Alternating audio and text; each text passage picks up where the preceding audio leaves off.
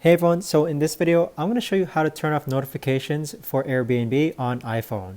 So this video is going to be particularly useful for individuals who are getting a lot of Airbnb notifications, but don't want those notifications turned on. So this video is going to be short, sweet, and simple, guys. There's not going to be a lot of steps involved, but the way that we're actually going to do this is that you're first going to go into your iPhone and then click on the settings tab. Now, once you're on this page here, you want to scroll down to where it says notifications. It's located right above sounds and haptics. And then from here, you want to scroll down until you find your Airbnb app.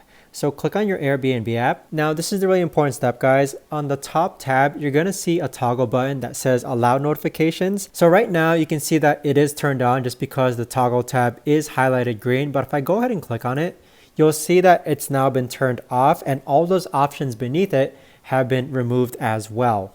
But if you want to return back on Airbnb notifications, you can just toggle it back on. And once again, you are going to be able to set the alerts, the sounds, the badges that are tied to your Airbnb notifications.